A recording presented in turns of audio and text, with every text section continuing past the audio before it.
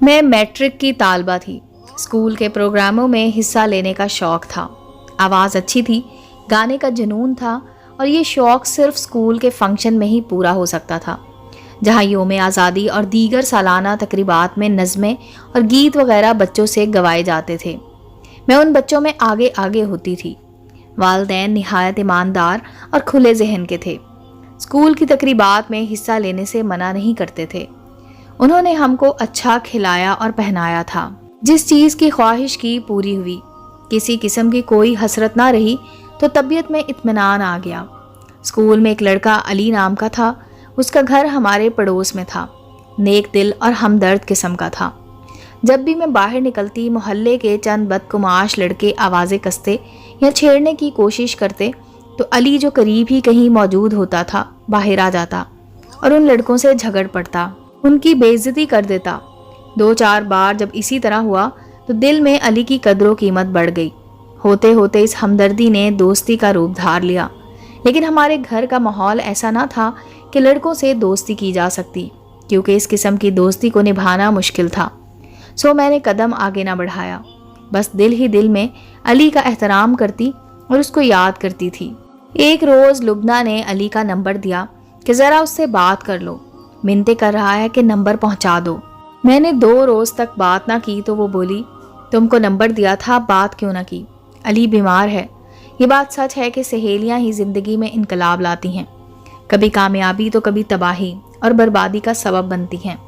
جب لبنہ نے کہا کہ علی بیمار ہے تو فکر مند ہو گئی اور بے اختیار فون میں لا لیا۔ یوں نہ چاہتے ہوئے بھی اس سے بات ہو گئی۔ اس نے بتایا کہ میں نے لبنہ کو نمبر نہیں دیا تھا کیونکہ تمہارے گھر کے ماحول کو جانتا ہوں، یہ کام اس نے خود کیا ہے۔ میں بیمار بھی نہیں ہوں، بہرحال تم نے فون کیا تو مجھے خوشی ہوئی ہے، اور اب تم مجھے فون کرتی رہا کرو تاکہ خیریت معلوم ہوتی رہے۔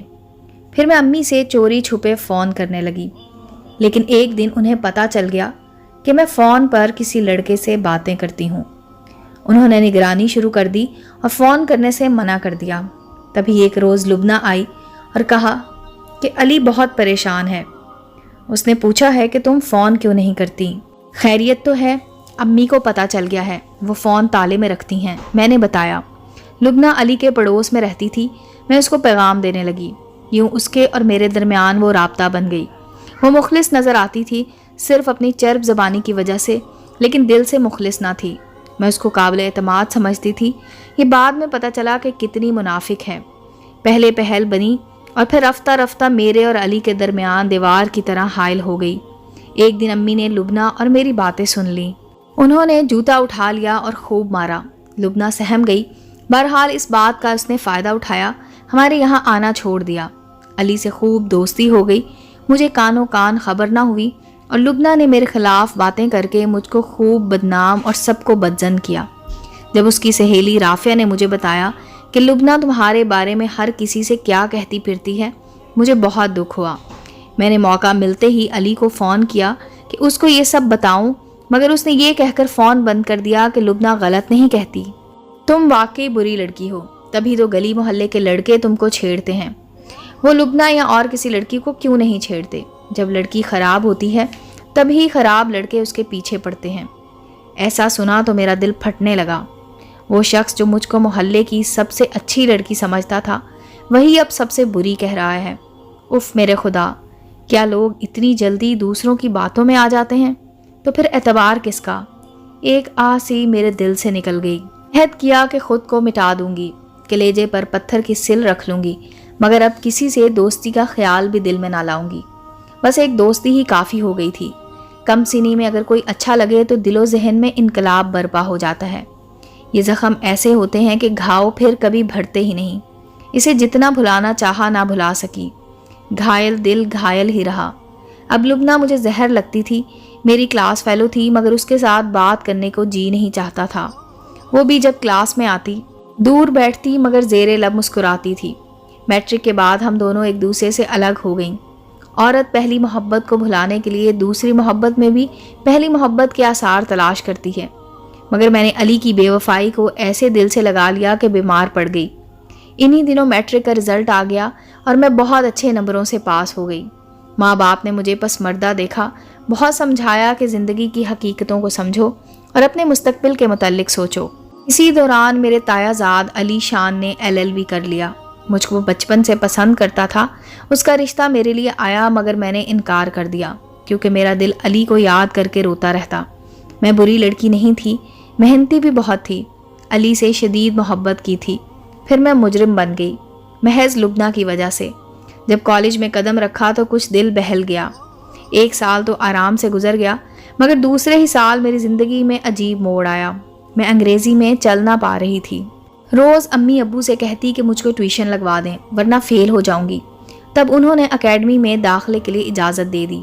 یہاں کا ماحول کھلا تھا مگر میں اپنے کسی کلاس فیلو سے فری نہ تھی، بس ضرورت کے تحت بات کر لیا کرتی تھی۔ مگر ایک لڑکا تھا جو مجھ سے بات کرنے کے لیے کوشاں رہتا تھا۔ اتفاق یہ کہ وہ علی کا ہم شکل تھا اور بولنے کا انداز بھی بالکل اس جیسا تھا، اسی لیے میری نظریں بار بار اس کے چہرے کی طرف اٹھتی تھیں۔ اس کو گٹار بجانے کا شوق تھا اور میں نے پیانو سیکھا تھا۔ ہماری دلچسپی مشترک تھی۔ میں اس کی باتوں کا جواب دینے لگی۔ ہماری اکثر بریک میں موسیقی پر بات ہونے لگی۔ یوں آہستہ آہستہ ہماری دوستی ہو گئی۔ ہم بہت خوش تھے۔ زین نے اپنی ماں سے بھی مجھے ملوا دیا اور وعدہ کیا کہ وہ اپنی ماں کو رشتے کی بات کرنے ضرور بھیجے گا۔ یہ ایک سیدھی سادی سچی دوستی کی ابتدا تھی جس میں زین کی طرف سے شادی کا تصور بہت واضح تھا۔ اس کے والد امریکہ میں تھے۔ وہ ایک لائق آدمی تھے، بہت اچھا ان کا بزنس تھا اور کافی رقم اپنی فیملی کو بھجواتے رہتے تھے۔ زین پرسکون ماحول کا پروردہ اور مثبت سوچوں کا حامل لڑکا تھا، کافی خوش مزاج تھا۔ تبھی ہمارے 2 سال ایک خوشگوار تعلق کے ساتھ گزر گئے اور وقت گزرنے کا پتہ بھی نہ چلا۔ اب میں BA میں تھی اور شہر کے بہترین کالج میں پڑھ رہی تھی۔ میں نے BA اچھے نمبروں سے پاس کیا۔ اچانک ایک دن زین نے مجھ کو ایک بری خبر سنا دی جو اس کے لیے اچھی تھی کہ وہ اسکالرشپ پر پڑھنے بیرون ملک جا رہا تھا۔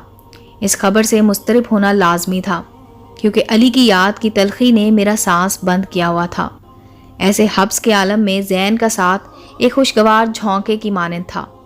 اس کی دوستی میں میں نے علی کو بھلا دیا تھا شاید، مگر مجھے معلوم نہیں تھا کہ یہ بھی ایک روز مجھ سے دور چلا جائے گا۔ اس نے مجھ سے وعدہ کیا تھا کہ خط لکھے گا، فون بھی کرے گا۔ میں نے امی کو اس کے متعلق بتا دیا کہ وہ اپنی والدہ کو رشتے کے لیے بھیجے گا، مگر وہ تو چلا گیا اور میں منہ دیکھتی رہ گئی۔ شروع میں بے شک اس نے مجھ کو نہیں بھلایا اور اپنے وعدے پر قائم رہا، باقاعدگی سے خط لکھتا تھا، فون بھی کرتا تھا۔ لیکن پھر اس کے خط کم ہونے لگے، فون بھی کم ہوتے جا رہے تھے۔ ان دنوں میں سخت مضطرب تھی اور کسی نئے دکھ کے خوف سے سہمی رہتی تھی۔ پھر وہ دن آ ہی گیا جب اس نے مجھے ایک آخری خط لکھا جس میں التجا تھی کہ تم مجھے بھول جاؤ، میری بہت مجبوریاں ہیں اور میں تم کو دھوکے میں نہیں رکھنا چاہتا۔ میں طویل عرصے تک پاکستان نہیں آ سکوں گا اور تم سے شادی بھی اب نہ ہو سکے گی، لہٰذا میرا انتظار مت کرنا اور مجھے معاف کر دینا۔ میں نے تو زندگی بھر اس کا انتظار کرنے کی ٹھان لی تھی۔ اس کی خاطر بہت سے رشتہ داروں کو ناراض کیا جو مجھ سے شادی کرنا چاہتے تھے، میرے لیے خودکشی کرنے کو تیار تھے۔ ماں باپ الگ ناراض تھے کہ میں اتنے اچھے رشتوں سے انکار کر دیتی تھی، اور یہ کہ جانے میں کون سی خوابوں کی دنیا میں رہتی تھی۔ FA کرتے ہی میرے ان گنت رشتے آنے لگے۔ ہر رشتے پر والدین سوچنے پر مجبور ہو جاتے تھے۔ ظاہر ہے سبھی والدین چاہتے ہیں کہ ان کی بیٹی کسی اچھی فیملی میں بیاہی جائے اور ان کے کندھوں سے اس فرض کا بوجھ اتر جائے جس بوجھ سے ماں باپ کی راتوں کی نیندیں حرام ہو جاتی ہیں۔ میں بہت دکھی تھی، لگتا تھا کہ شاید اب میرے خوشی کے سارے راستے بند ہو چکے ہیں۔ جن دنوں BA کے امتحانات دے رہی تھی، میں نے شام کو کمپیوٹر کالج جوائن کر لیا کیونکہ مجھے اس میں دلچسپی تھی۔ کالج میں ہمارا ایک گروپ بن گیا اور اس گروپ کے ایک لڑکے نے میری اداسی کی وجہ دریافت کی۔ میں نے ٹال دیا، وہ باز نہ آیا۔ روز ہی سوال کرنے لگا۔ حسن کے انداز گفتگو میں اس قدر اپنائیت ہوتی تھی کہ ایک دن بالآخر مجھے اس کو اپنی ساری کہانی سنانا پڑی۔ اس نے نہایت ہمدردی سے میری کہانی کو سنا۔ اب وہ میرا بے حد خیال رکھنے لگا۔ جب میں کلاس میں ہوتی اس کی ساری توجہ مجھ پر رہتی، لگتا تھا کہ اس کی زندگی مجھ سے جڑ گئی ہے۔ خدا نے میری قسمت ہی ایسی بنائی تھی۔ جب میں اس کی توجہ سے متاثر ہونے لگی تو اس نے مجھے فون کیا کہ ابھی تم کو ایک اور فون آئے گا، وہ سن لینا۔ میں خوش تھی کہ شاید حسن کے گھر والوں کا ہوگا اور میری بے کیف زندگی کے دن تمام ہو جائیں گے، مگر وہ حسن کے ایک دوست کا تھا جس نے مجھے پہلے سلام کیا اور حسن کے بارے میں بتایا۔ کہ وہ پڑھنے کے لیے آیا ہے اور پڑھ کر چلا جائے گا۔ آپ اس کے خیال میں اپنا قیمتی وقت برباد نہ کریں۔ آپ کون ہیں اور ایسا کیوں کہہ رہے ہیں؟ اس سوال پر اس نے کہا کہ بات یہ تھی کہ جب آپ کو اداس دیکھا تو ہم سب دوستوں میں شرط لگی کہ کون اس لڑکی سے بات کرے گا اور اس کو اپنا بنائے گا۔ تو حسن نے کہا تھا کہ میں 3 ماہ لگ گئے، مگر حسن یہ شرط جیت گیا، یعنی اس نے آپ کو جال میں پھنسا لیا ہے۔ یہ سن کر میرے پیروں تلے زمین نکل گئی اور میں بے ہوش ہو گئی۔ امی ابو فوراً اٹھا کر ہسپتال لے گئے، جہاں 2 دن میں گمسم رہی۔ ڈاکٹر نے کہا کہ اس کو کوئی ذہنی مسئلہ ہے، مگر گھر آ کر میں بہت روئی کہ آخر یہ میرے ساتھ ہی کیوں ہوتا ہے۔ پھر میں نے ہر کسی سے کلام کرنا چھوڑ دیا، مجھ کو چپ لگ گئی، میں ذہنی مریضہ ہو گئی۔ کوئی بات کرتا جواب نہ دیتی، لیکن اکیلے میں خود سے باتیں کرتی۔ لوگ مجھے اچھے نہ لگتے، بس اپنی ہی دنیا میں رہنے لگی۔ ذہن میں ایک ہی سوال ابھرتا تھا، آخر کیوں ہمیشہ میں ہی ٹھکرائی جاتی ہوں، جبکہ میں بری لڑکی نہیں ہوں؟ اس سوال کا جواب میں ڈھونڈ نہیں پاتی تھی۔ شاید اسی وجہ سے میں ذہنی مریض ہو گئی۔ لگتا تھا جینے کی خواہش ختم ہو گئی ہے۔ مرد ذات کا اعتبار ختم ہو گیا تھا۔ علی سے ملے ہوئے 5 سال ہو چکے تھے، جو میری زندگی میں پہلی بار کا پہلا خنک چھونکا تھا۔ اس کے پیار کی خنکی کو آج بھی میرا دل محسوس کرتا تھا۔ امی ابو میری حالت پر کڑتے تھے، سخت پریشان رہتے تھے۔ کبھی کبھی ان کی پریشانی محسوس کر کے مجھ کو شدید دکھ بھی ہوتا تھا۔ آخر میرا ایک رشتہ آیا۔ لڑکا بہت خوبصورت، اپنا بزنس کرتا تھا، اور یہ لوگ بڑی چاہت سے آئے تھے۔ ان لوگوں نے اس قدر اصرار کیا کہ والدین انکار نہ کر سکے، اور مجھ سے پوچھے بغیر ہی شادی کی تیاریاں شروع کر دی گئیں۔ میں حواس باختہ سی گھر میں پھرنے لگی۔ میری ماں نے مجھ کو لڑکا دیکھنے کے بارے میں کہا، مگر میں نے دیکھنے سے منع کیا۔ تب وہ نکاح نامہ سائن کرانے لائے، اور میں نے والدین کی عزت کا خیال کرتے ہوئے خاموشی سے سائن کر دیے کہ مرد ذات میرے لیے سب ایک جیسے تھے، جو لڑکی کو بس کچھ دنوں کے لیے اپنا بناتے اور پھر راستہ بدلتے یا بھلا دیتے تھے۔ نکاح کے بعد رخصتی کی گھڑی آ گئی۔ ایک زندہ لاش کو اٹھا کر ڈولی میں ڈال دیا گیا۔ یوں میں پیا گھر چلی گئی۔ شادی کی پہلی رات مجھ پر بہت بھاری تھی۔ 2 اجنبی ہاتھوں نے میرا گھونگھٹ اٹھایا تو خوف سے میں نے آنکھیں بند کر لیں۔ کچھ لمحات کے بعد آہستہ آہستہ میں نے آنکھیں کھولی تو ایک شناسا صورت کو دیکھ کر حیران رہ گئی۔ آنکھوں پر یقین نہ آیا کہ یہ واقعی علی ہے یا وہمہ ہے میرا۔ کیا اس کا تصور ایسا پختہ ہو چکا ہے کہ ہر صورت میں مجھ کو علی کی صورت نظر آتی ہے؟ یہ سب سوچتے ہوئے میرا خون تیزی سے گردش کرنے لگا، اور جب علی نے میری انگلی میں منہ دکھائی کی وہی انگوٹھی پہنائی جو کبھی میں نے اس کو تحفے کے طور پر دی تھی، تو میرا دل اچھل کر حلق میں آ گیا۔ بڑی مشکل سے میں نے نگاہیں اوپر اٹھائیں اور پھوٹ پھوٹ کر رونے لگی۔ یہ خوشی کے آنسو تھے، کیونکہ میرے سامنے میرا علی ہی تھا، وہ جو حقیقت کے روپ میں میرے خوابوں کی تعبیر تھا، اور جس کے تصور میں سایوں کے پیچھے بھاگتی رہی تھی۔ تو کیا آج واقعی میرا حقیقی ہمسفر بھی بن گیا تھا، جو میری پہلی محبت تھا؟ تم نے اتنے سال مجھ سے رابطہ کیوں نہیں کیا؟ میں نے شکوہ کیا، مجھ کو بھلا دیا اور بھول جانے کو کہا تھا۔ آخر کیوں؟ ان سوالوں کا جواب بعد میں دوں گا۔ علی بولے، تمہارے ساتھ کیا ہوا ہوگا جتنا میرے ساتھ ہوا ہے، یہ ایک لمبی داستان ہے۔ تم کیا جانو غیر ملک جا کر ہم پاکستانیوں کو کتنے شدید مسائل کا سامنا کرنا پڑتا ہے۔ یہ اتنے سخت دن ہوتے ہیں کہ محبوب تو کیا، ماں باپ، بہن بھائی، دوست، سبھی کو بھلانا پڑ جاتا ہے۔ میرے دوست تم پر نظر رکھتے تھے، میں ان سے رابطے میں رہتا تھا۔ تم میرے لیے بنی تھی، خدا سے دعا کرتا تھا کہ تمہاری کسی اور سے شادی نہ ہو اور پھر تم مجھے مل جاؤ۔ اللہ نے دعا قبول کی۔ میں اپنے حالات سے اس دوران لڑتا رہا۔ آج خدا نے کامیابی عطا کی ہے، دولت اور تم کو بھی مجھے بخش دیا ہے، جو میری زندگی کی سب سے بڑی دولت تھی۔ میں نے بڑی مشکل سے تعلیم مکمل کی اور اس کے بعد وہاں بزنس کیا، ملازمت بھی کی۔ آج میں خدا کے فضل سے ایک اعلیٰ مقام پر ہوں۔ تمہارے والدین کا کہنا تھا کہ اب تم کو رشتے کے بارے میں نہیں بتائیں گے، کیونکہ تم ہر رشتے سے انکار کر دیتی ہو۔ اور لبنہ، اس کا کیا بنا؟ میں نے سوال کیا۔ اس نے مجھ کو بدزن کرنے کی کوشش ضرور کی، مگر میں بدزن نہ ہو سکا۔ تاہم لبنہ کو اس کے کیے کی سزا مل گئی ہے۔ شادی کے 2 سال بعد اس کو طلاق ہو گئی تھی اور اب وہ گھر بیٹھی ہے۔